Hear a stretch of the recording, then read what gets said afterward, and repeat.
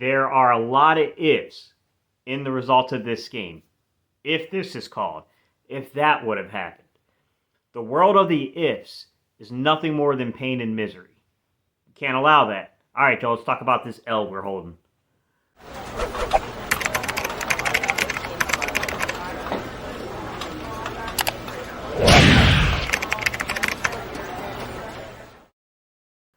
What's up, Cerebral football fans? My name is Steven Hyder. This is Gate City Sports Channel. Hey, if you're new to the channel, this is maybe the first, second, third time you caught my content and you enjoyed today's discussion. We're on a journey. We're on a path. We just crossed over 6,700 subscribers. Thank you all so much for that, man. You guys really responded to the N'Kobe Dean video. We're on a journey. We're on a path towards 7,500 subscribers. I would love for you to join the Cerebral football community. Just need you to hit that subscribe button to do that. To my OG subscribers, I'm here to ask you that favor, hat in hand here, guys. Hit that thumbs up button, smash the like button, help me spike this algorithm and get this in front of new people that we can potentially convert into our little audience here on the YouTube. I think what bothers me the most about this game is the game plan. It's what Washington, no matter what I feel about the results of the game, and I definitely feel like we had our opportunities to snatch this game away. I pointed out exactly how I would play the Eagles. Being an Eagles fan, if I was on the opposite side here, if I was on the opposition side, what would I look to in order to slow this game down? I would try to force Philadelphia into that 52, package. I talked about it. It's the Eagles' best run support package with Jordan Davis out. The reason being is although we'd like to play a lot of 51, that's only committing a guaranteed six-man box, right? Now, you can walk down to safety, you can walk down the corner, you can walk down a nickel corner, you could commit a seventh guy, you could even commit 8 if you walk 2 guys down, right? But if you go to a 52, you're guaranteeing 7 guys in the box, and then you can walk down an extra player to commit that 8th player. If I'm Washington, I would like to have the Philadelphia Eagles commit that type of, effort to stopping our run in order to then see if I can't get something going on the outside through some play action, through some boots, rolling that pocket, trying to get guys like Terry McLaurin an opportunity, trying to get guys like Jahan Dotson an opportunity, Curtis Samuel an opportunity. Because, truth be told, Washington does have some offensive weapons, right? And it's disturbing that the Washington football team, Washington Commanders, went into their preparation, went into their film study, which they spent a lot more time than I spent on this. And they saw the same damn thing. And that's the part of me that is really ticked off about our performance out there, is that I made this video and I talked about if I was the Washington Commanders, right? Me being an Eagles fan, if I was in the opposition's, place, how would I try to go at this Philadelphia Eagles team to basically do what is considered to be the improbable? And I said, honestly, I would try to force this Philadelphia Eagles team into a, behind that 52 and that 4-2-5 defense. I would try to get them to commit extra guys into the box above 6. I would want them putting 7, 8 guys in the box, right? And I would run at them. And then off of those runs, I would work in some boot action, some rolling the pocket stuff, which they absolutely did, and some play action and take my shots down the field. And that's exactly the formula that they followed, guys. And to be honest with you, it's not like we gave up tremendous amounts of yardage on the ground. If you look at it from what Jonathan Gannon's standpoint is, and this is what really bothers me if you pay attention to what I'm saying here. Gannon didn't suffer. The defense didn't suffer big ground-breaking runs. It didn't leak that way, right? They held them to 3, 4, 5-yard runs. The problem is that the success rate in doing that and sticking with the run drained the clock, which is what I said I would do, guys. I would try to make this a ground and pound game against the Philadelphia Eagles.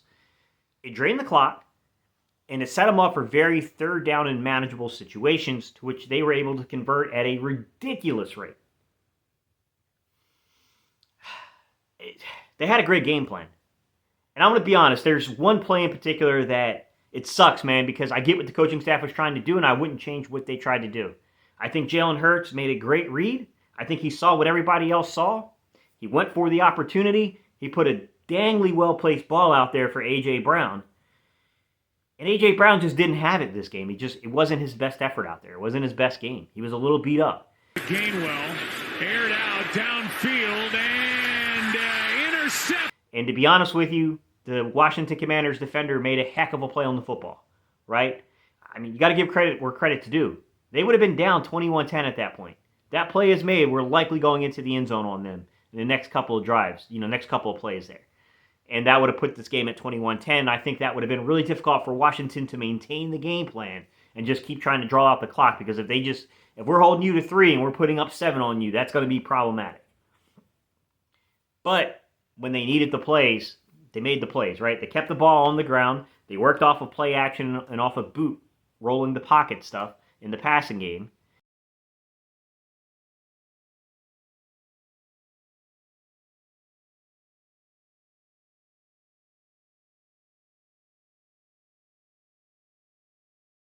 And then basically were able to run that clock, and they converted just enough to put enough points on here to burn Gannon for the first time on the year.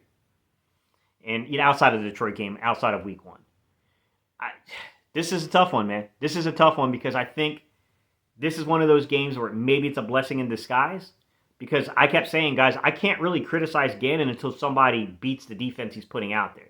So someone goes out there and absolutely makes him pay for it. There's nothing we can say, man. He had held 7 straight opponents to 17 points or fewer. I know we can say Jacksonville, but that was a pick 6 by Cisco. So the defense in itself, it had been 7 straight games. Now, we all saw what we feared, which is that we are going to get a physical football team who's going to be able to play the time of possession game against us, who's going to be able to convert on third down, and it's going to throw off the offensive rhythm. And I think that's what happened more than anything is that the combination of a extended week, being 10 days off, mixed in with a team taking time of possession from you, converting on third down and frustrating you, threw off the rhythm of the game, and then also threw off the rhythm of the offense. Because we certainly had our opportunities here. Like I said, I think that A.J. Brown one was a huge, huge deal. I think the Quez Watkins fumble around the 5-minute mark in the fourth quarter, where it felt like we were absolutely about to take this game away from them, was a huge, huge, deflating issue there. Like, credit Washington, because they kept fighting for the ball, right? That's the thing I got to give them. I always said that. I like Gannon's style of defense. I don't love the approach to trying to take the takeaways with the stripping of the football, because I felt like there's a time and a place for where you go for the strip. I thought Washington showed that. He's done it twice in the NFL. This one a shot. Watkins a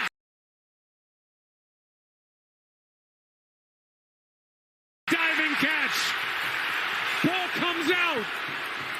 Commanders. Last night, they had perfect timing. When a guy gets up off and he's already around your 20, inside your red zone, that's a time to probably go for the strip of the ball. That makes sense to me in that circumstance. And they got the ball free, And I know that most of that really wasn't from the strip. That was just, Quez had a weird kind of into the body and out away from the body, which caused the fumble. But still, man, circumstances, bro. Circumstances.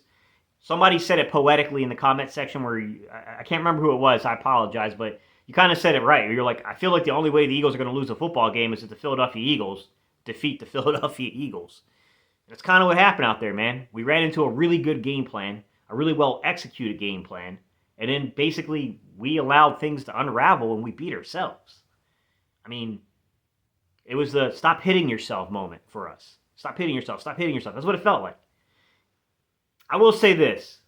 I am interested to see how this team responds now.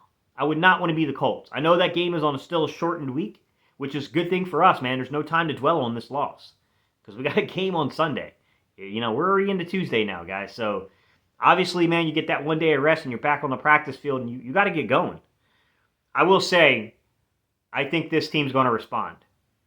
I think this team's absolutely going to respond. I'm interested to see that response because I would not want to be in Indianapolis' place right now because I feel like this team's going to definitely come out here ready to throw hooks. With that said, I don't know, man. They got to figure something out in this run rotation. We didn't get gapped. We didn't get crushed. We didn't get beat that way per se, but we got beat that way because they controlled the clock for it. And that's the issue. Why we may not have gave up a lot of runs over 12 yards, while we probably won the ratio they were looking for there, right? Say, we kept it right where we want it. Yeah, but you gave them third down and manageable and you couldn't get off the field.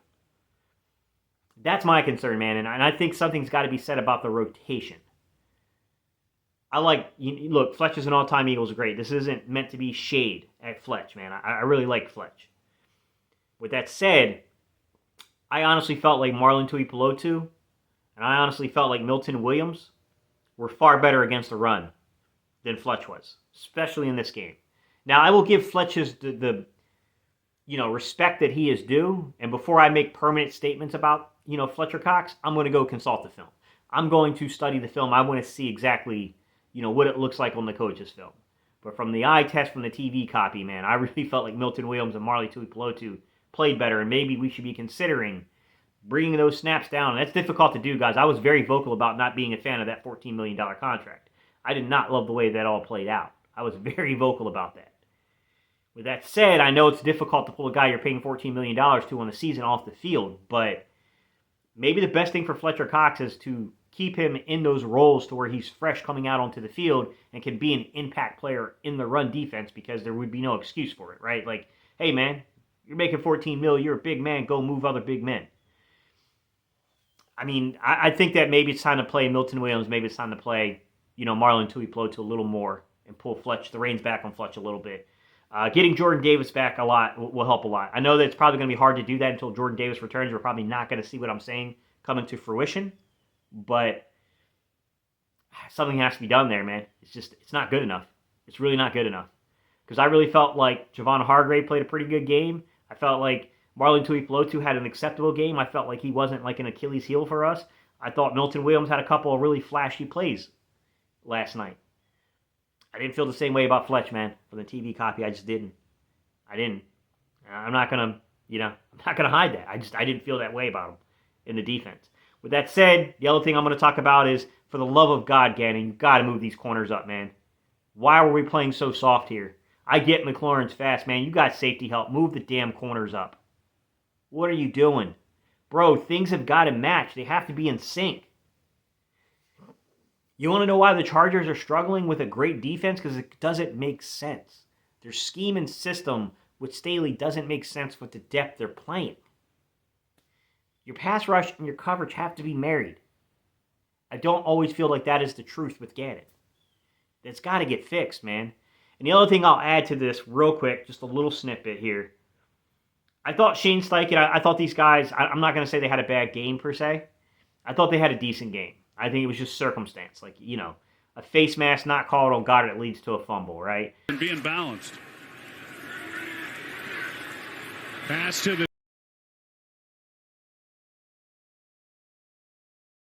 tight end. And up to the ball's taken away. You can't predict Quez Watkins fumbling that ball, right? The A.J. Brown thing, I thought it was the right play call. I thought it was a really well-thrown ball by Jalen Hurts. It was a better play by the defender. Sometimes you don't get away with those things. With that said, I think we need to be mindful of when a team has us on the ropes like that, where they're putting our defense out there like that. You got to look into sustaining some drives, man. You got to get Miles involved faster.